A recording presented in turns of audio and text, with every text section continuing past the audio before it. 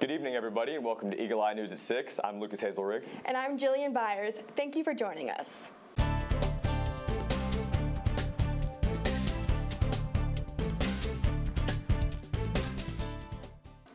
Miss Homecoming has officially been crowned as of this past Saturday.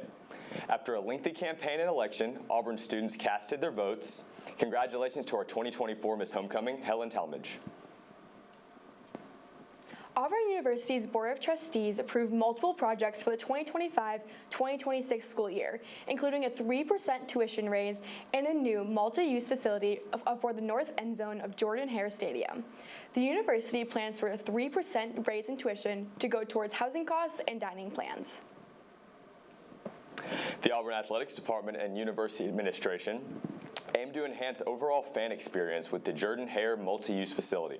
This facility is projected to include features such as premium seating, versatile conference, event spaces, and retail venues. Auburn University celebrated homecoming this past weekend, but before kicking off the festivities, an important election took place. The Miss Homecoming election takes place every year to select one Auburn woman as representative for the student body. Eagle Eye's Sublette reports. Every school is familiar with Miss Homecoming and the traditions connected to it. But this year, our Miss Homecoming candidates, who are pictured behind me, are working to prove what makes them uniquely Auburn. Each year, Auburn students choose women to nominate as their Miss Homecoming candidates, narrowing down the selection to just 5 women over 6 months later. The top 5 women's first goal is to develop a platform to run on. At that point, I honestly, we had turned in our platform, which was really fun to get to create. So I turned that all the way back in the top 20, and it's kind of when you just get to think about what you're passionate about at Auburn. Homecoming platforms are typically centered around a formative experience the women have had while growing up or in college that allow them to connect with their peers. While every school has their own Miss Homecoming candidates, Lily Grace Thome explains a bit about how Auburn University is different in the way students across campus come together with Miss Homecoming to connect each element of the student body and alumni. Auburn can do the things that Auburn does because of the student body and the buy-in that we have from the Auburn family. To have the student buy-in to become a part of the Auburn family, but also to really invest in what this week looks like, I think it's just really unique to what Auburn has, and it all is rooted in tradition. I think we say that a lot around here, but when you actually get to see it and you get to see it come to life, it's true. Each candidate's platform can be found online, and voting takes place this Friday. The crowning ceremony will take place this Saturday in Jordan-Hare Stadium. Sublette, Eagle Eye TV, Auburn's news leader. As the votes were being tallied, Auburn's homecoming parade took to the streets. The parade consisted of a wide range of floats, all handcrafted by Auburn students. Eagle Eye's Jillian Byers tells us more. When parade onlookers watch the floats pass by, most of them aren't aware of the months of hard work and preparation that went into these floats. Auburn University Greek life organizations began their initial preparations the summer of 2024. Student leaders began by brainstorming ideas for the floats months ago, but the real hard work began this past week. After gathering trailers, plywood, and other supplies, these organizations start building. Jordan Caskey explains that there's a lot more that goes on behind the scenes than people would expect. There's a lot of graphic design as far as getting the design ready and projecting that. A lot of planning as far as how much supplies will we need, ordering that, getting it in here all on time, budget, stuff like that.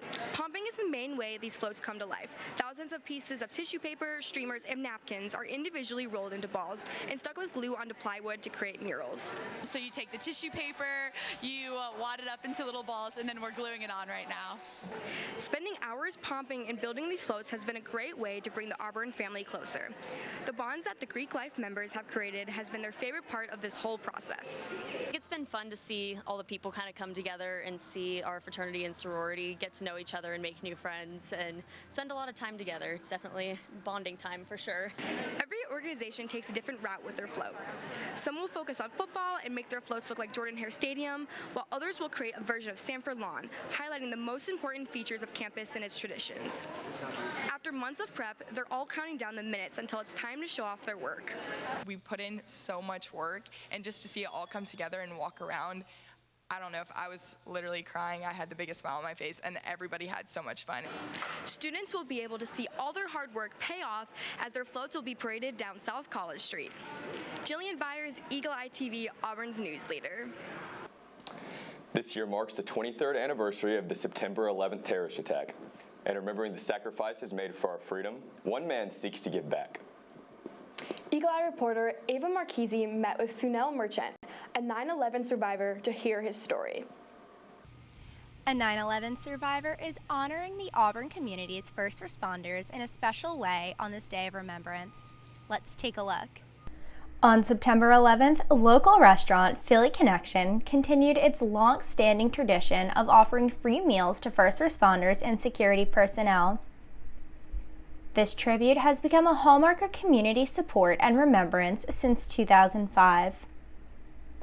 Owner Sunel Merchant began this initiative as a personal way to honor the heroes who risk their lives every day to protect the community. It struck me at that moment. When I was coming down the building, the firefighters were going up the building. When I was running away from the building, the police force was running towards the building.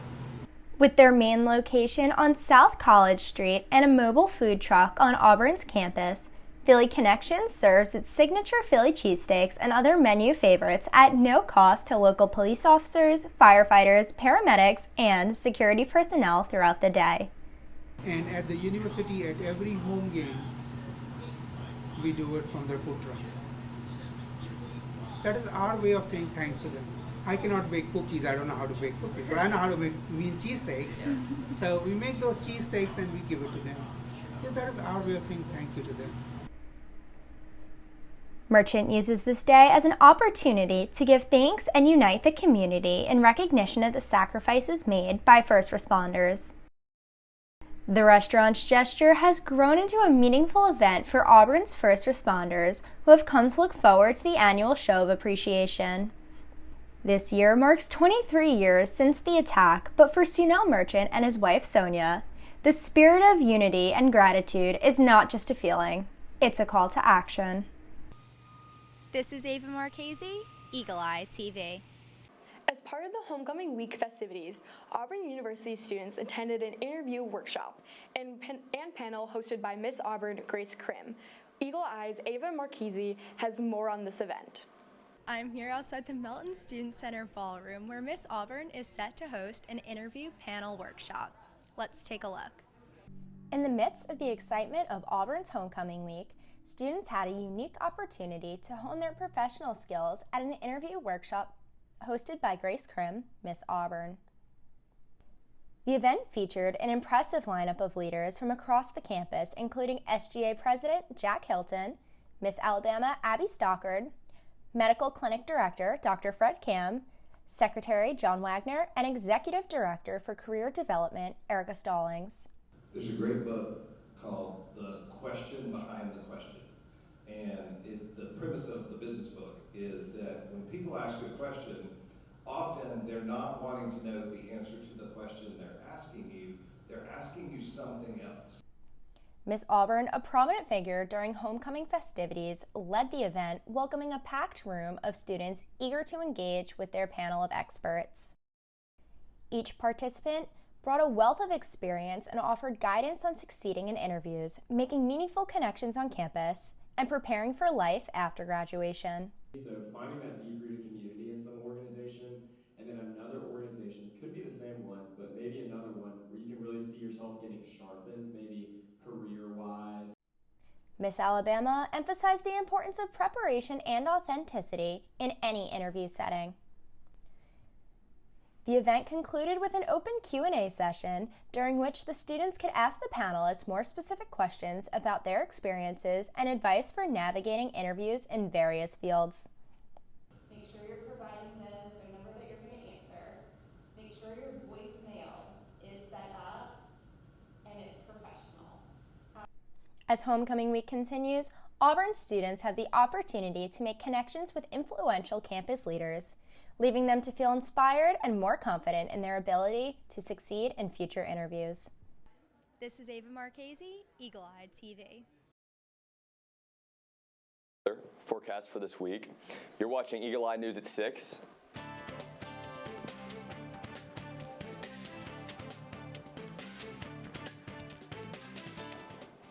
Good evening and welcome Welcome back to Eagle Eye News at 6. I'm Kensley Davis here with your weather update for the week on the plains. The weather took another drastic turn this Monday, peaking in the high 70s today after a rainy and muggy game day at Jordan-Hare Stadium this past weekend.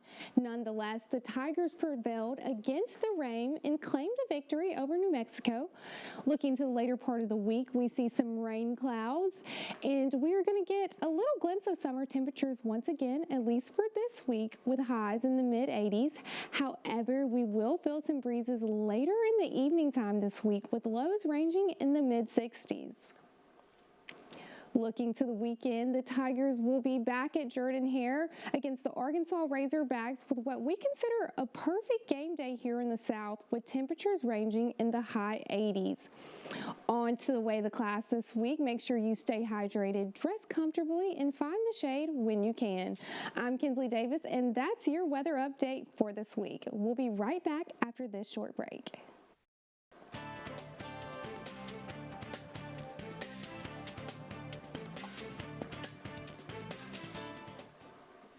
The FBI and the Secret Service are working together to investigate what appears to be another assassination attempt on former President Donald Trump. This failed attempt took place on Sunday at the Trump International Golf Club in West Palm Beach. The former president and the current Republican presidential nominee was not harmed. Lee Waldman is in Florida with the latest.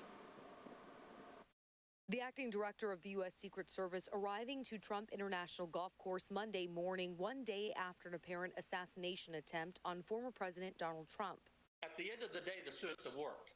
Palm Beach County Sheriff Rick Bradshaw praising the Secret Service for spotting a rifle barrel sticking out of a fence 300 to 500 yards away from Trump. He did not get off any rounds, and that was because the Secret Service agents acted so quick. Still, questions remain. How was the outer perimeter? How was this shooter able to get to that outer perimeter, an area that should have been identified as a vulnerability previously? President Joe Biden expressing relief Monday morning. Thank God the president's okay. The suspect, 58-year-old Ryan Wesley Routh, is now facing 2 gun-related charges. An active Ukraine supporter and Trump critic, law enforcement say they found at the scene an SKS-style rifle with a scope. There'll be additional charges more than likely when all is said and done, but they certainly have enough right now to be able to charge him with felonies and to be able to keep him in custody. The federal public defender representing Routh declined to comment after the hearing. Routh's son issuing a statement calling him a loving father. He says the reports doesn't sound like the dad he knows. Several people have died after some of the heaviest rain in years hit Central and Eastern Europe, causing flooding and widespread disruption. A slow-moving, low-pressure system dubbed Storms Boris dumped a month's worth of rain onto several of Europe's historic capitals, including Vienna and Prague. In Poland, the heavy rainfall continued to pummel the region into Sunday. Although some areas have now begun to see the water recede, the storm leaves a wave of destruction and uncertainty in its wake. Reporter Jan Pajawski from CNN's sister network TVN24 Poland has the latest. We are now in Kamieniec-Ząbkowicki, a small town in southwestern Poland, one of these towns hit by the flooding. And here people just went down from upstairs where they were trying to hide from the water, which poured in to the streets and homes of these people just yesterday. And during the night, water level has started dropping, and now it is quite visible. What's the damage behind it? And please just take a look at the house here. Here you can see how high was the tide here. It's more than 1.5 meters. I've been speaking to local residents, and they say the night was the most frightening time here.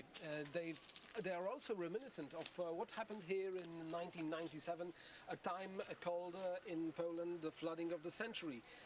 They remember that time, of course, and they say that here in Kamieniec-Ząbkowicki the river went completely different way. So they were not expecting it to cause such damage. And as you can see now, the damage assessment is being done, and some cleaning has started. This is a local flower store, and a local pharmacy over there is also affected. everything's ruined and destroyed. They were trying to put sandbags in front of their homes, but that didn't help much as the water poured in everywhere. So the authorities now say that there are some places still, especially higher in the mountains and in the valleys that are still cut off. There is no internet, there is no water, drinking water, and there is no electricity. So it is only accessible, some places are only accessible by air, and this is what the authorities are starting to do now, to evacuate everyone that is in need to run from the places that are still now, as I've said, cut off. The authorities also confirmed that there are 3 victims, as for now, of the flooding, this year's flooding here in Poland. A natural gas pipeline caught fire today in LaPorte, Texas. Firefighters responded to this call at 9:55 this morning, where they evacuated the surrounding neighborhood and shut off the gas. What you're seeing now was a nearby driver's view on the fire, the flame alone reaching far into the sky. In the aftermath of the fire, about 1,300 people are left without power, while the surrounding area is being assessed for damages. Thankfully, there have been no immediate reports of any injuries. When we return, you'll get an Auburn Sports Update with Ethan Clements. You're watching Eagle Eye News at 6.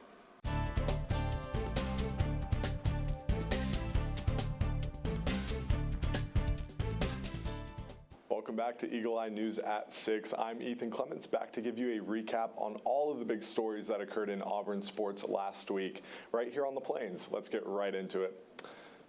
The Auburn Tigers had quite an action-packed week when it came to sports. This past Saturday, Auburn football kicked off this year's homecoming game against the New Mexico Lobos on a wet and cloudy Auburn evening on the Plains. Coming off a tough loss against Cal, the Tigers looked to bounce back for homecoming weekend. The weather did not seem to stop the Tigers as quarterback Hank Brown made his first collegiate start, throwing for 235 yards with 4 touchdowns.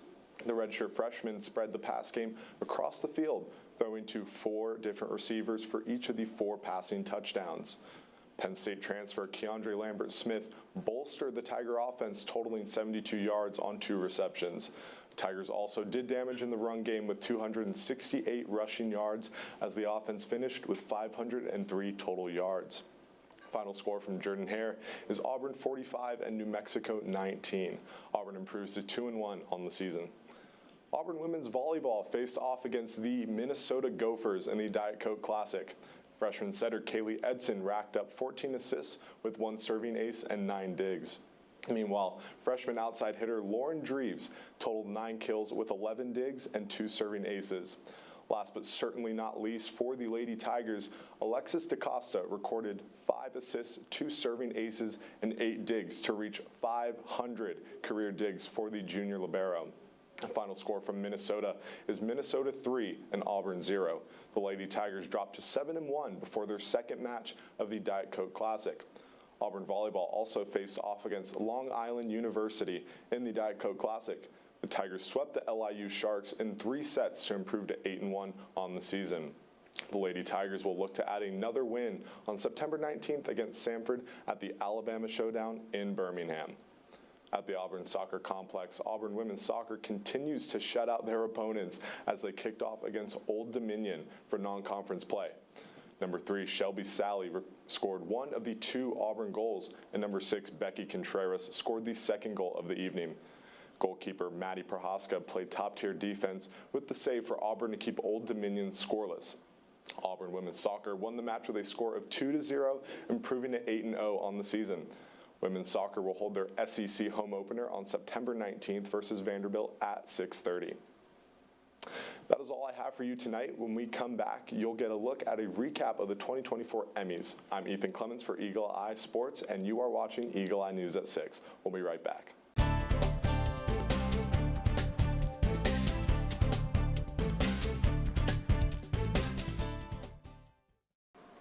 Television fans tuned in last night to the 76th Primetime Emmy Awards. Rick Demihella takes us through the night's big winners in Hollywood. Evan Moss background.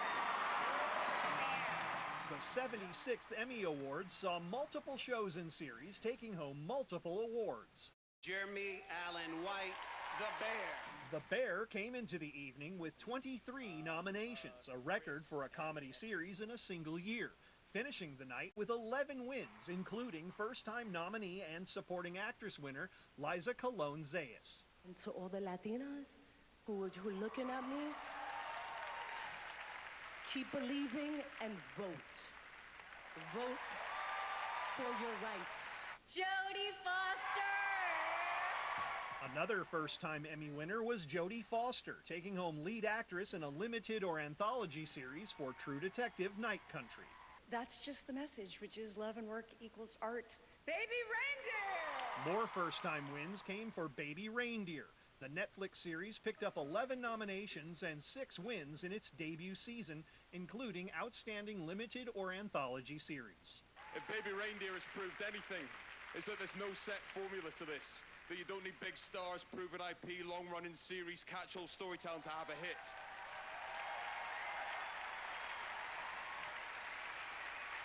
That really, the only constant across any success in television is good storytelling. Another first-season success story was Shogun. The FX historical drama took home 18 Emmys from its 25 nominations, including Outstanding Drama Series and Lead Actor for Hiroyuki Sanada. It was an East meets West dream project with respect. And Shogun taught me that when people work together, we can make miracle. We can create a better future together. Jean Smart picked up her 6th Emmy Award, bringing her humor on stage after winning lead actress in a comedy series for Hacks. It's very humbling, it really is, and I appreciate this because I just don't get enough attention. I'm serious. The Max comedy drama picked up 3 wins from its 16 nominations, including Outstanding Comedy Series, but had little time to celebrate. We have to go because we start shooting the next season in 5 days. So thank you and good night. In Hollywood, I'm Rick Damigella. Tuesday is National Constitution and Citizenship Day. It marks the day in 1787 when members of the U.S. Constitutional Convention finished writing the nation's guiding document. The U.S. Constitution, beginning with the words "We the People," stands as the world's longest surviving written charter of government. Every educational institution that gets federal funds is required to hold programs about the Constitutions for its students on September 17th. This day also recognizes the many new citizens that take an oath of allegiance to the U.S. citizenship ceremonies, which are held in courtrooms but also in community settings. We're out of time, but for more Auburn news, head over to our website, eagleeyeauburn.com, and check out our social media pages. I'm Lucas Hazelrig. And I'm Jillian Byers. Thank you for watching, and War Eagle!